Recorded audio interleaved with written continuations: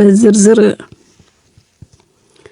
ሚያንማር ውስጥ በችግር ላይ የነበሩ 32 ኢትዮጵያውያን ወደ አዲስ አበባ መመለሳቸው ተሰማ። የኢትዮጵያ ውጭ ጉዳይ ሚኒስትር እንዳስታወቀው ሚያንማር ውስጥ በአስቸጋሪ ሁኔታ ውስጥ የነበሩ የተባሉ 32 ኢትዮጵያውያን ወደ አገራቸው እንዲመለሱ ተደርጓል። ሚያንማር አገር ለስራ ሄደው በገታ ስር ከሚገኙ ኢትዮጵያውያን ዜጎች መካከል 43ቱ ዛሬ ምሽት ይገባሉ ተብሎ እንደሚጠበቅም ሚኒስቴር መስሪያ ቤቱ አስታውቋል። ለበርካታ ወራቶች በሚያንማር የነበሩና አዲስ አበባ ከገቡት ኢትዮጵያውያን መካከል ከፍተኛ ስቃይ ላይ እንደነበሩ ለዶቼ ቬለ ተናግረዋል። በአሳሳች የስራ እድል ተታለው ወደ ሚያንማር ከሄዱ ኢትዮጵያውያን መካከል ዛሬም ከችግር ያልወጡ እንዳሉ ተመልክቷል።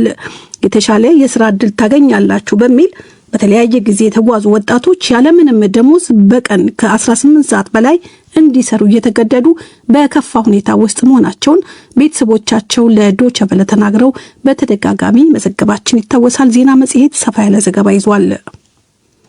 ከጦርነቱ በፊት ከባንኮች ብድር የወሰዱ በትግራይ የሚገኙ የንግዱ ማህበረሰብ አባላት ብድራቸው እንዲሰረዝ ጥያቄ ያቀረቡ።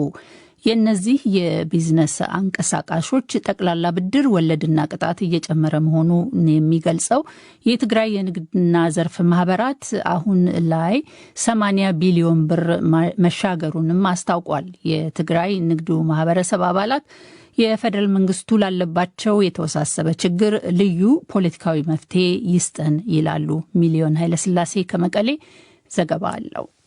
በጦርነቱ ምክንያት ከፍተኛ ውድመትና ኪሳራ እንደደረሰባቸው የሚያነሱት በትግራይ የሚገኙ ነጋዴዎችና ሌሎች ባለሀብቶች የተከማቸ ብድር ወለድና ቅጣት ደግሞ ወደ ከፍተኛ ቀውስ እየመራቸው መሆኑ የክልሉ ንግድና ዘርፍ ማህበራት ይገልጻል።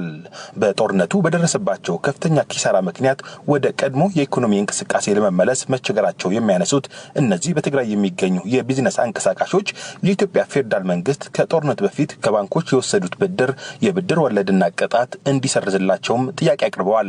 በዚህ ጉዳይ ዙሪያ የትግራይ ንግድና ዘርፍ ማህበራት ባለፈው ቅዳሜ በርካታ የክልሉ ባለሀብቶችና ሌሎች የሚመለከታቸው አካላት የተሳተፉበት የውይይት መድረክ ያካሄደ ሲሆን የፌደራል መንግስቱ ለትግራይ የቢዝነስ አንቀሳቃሾች መፍትሄ እንዲሰጥም ጥሪ አቅርበዋል።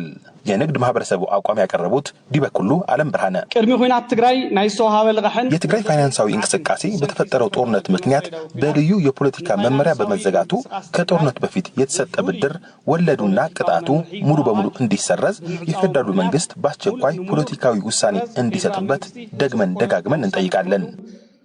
ደጋግመና ናሐትት የትግራይ ንግድና ዘርፍ ማህበራት እንደሚለው በትግራይ ያለው የንግድ ማህበረሰብ ችግሮች ለመፍታት ባለፈው ዓመት መጋቢት ወር የፌደራል ሚኒስቴር መስሪያ ቤቶች ያካተተ ኮሚቴ ተቋቁሞ የነበረ ቢሆንም እስካሁን ተጨባጭ መፍትሄ እንዳልተሰጠ አንስተዋል። ቅድሚ ኹናት ዝተወሰደ ልቃሕን ወለድን ከጦርነቱ በፊት የተወሰደ ብድር ወለድና ቅጣት እንዲነሳ ኪሳራ የሚያካክስ ካሳ እንዲሰጥ በማለት መጋቢት ወር 2016 ዓ.ም ወደ አዲስ አበባ በመሄድ ለጠቅላይ ሚኒስትር አብይ አህመድ ጥያቄ ቀርቦ ከትግራይ ንግድ ማህበረሰብ ከትግራይ ጊዜያዊ አስተዳደር ከንግድና ከገንዘብ ሚኒስቴር እንዲሁም ከብሔራዊ ባንክ ተውጣጥቶ የተቋቋመ ኮሚቴ ተጨባጭ መፍትሄ ሳይሰጠን 1 ዓመት ሞልቶታል። በንግድ ማህበረሰቡ የተጫነ ዕዳ ወለድና ቅጣት ደግሞ ተከማችቶ ከ80 ቢሊዮን ብር በላይ ደርሷል። ጣዓትን ድማ ተቆሊዱ ናብ ልዕሊ 80 ቢሊዮን ብር በጽሕሎ። ከዚህ በተጨማሪ በትግራይ የሚገኙ የንግዱ ዘርፍ አንቀሳቃሾች በክልሉ የቀጠለው ፖለቲካዊ አለመረጋጋት በስራቸው ላይ እንቅፋት ሆኖ እንዳለ ያነሳሉ። አስተያየታቸው የሰጡት ባለሀብት አቶ ዘርኦ ገብረ ሊባኖስ ፌደራል መንግስቱ በአካል ከና ወደ ፌደራል መንግስቱ በአካል ቀርበን ጠይቀን መንግስታችሁ ጥያቄው አላቀረበም ተብለናል። ዳግመኛ ወደ ጦርነት እንደማንገባም አናቅም ተብለናል። ልንክሳችሁ በተገባ ይሁንና ዳግመኛ የማይወድምበት ዋስትና የሚሰጠን አካል ማን ነው ተብለናል። ለዚህ ምላሽ ይሰጥ የለም። ስለዚህ አልመለሰ አይነበርም። በትግራይ የሚገኙ የንግዱ ዘርፍ ማህበረሰብ አባላት ያሉባቸው የተለያዩ ችግሮች አስመልክቶ ከኢትዮጵያው ጠቅላይ ሚኒስትር አብይ አህመድ ጋር መነጋገር እንደሚሹ ያነሱ ሲሆን በቀጣይነት አስቸኳይ ምላሽ የማይሰጣቸው ከሆነ ሌሎች እርምጃዎች እንደሚወስዱም ገልጸዋል።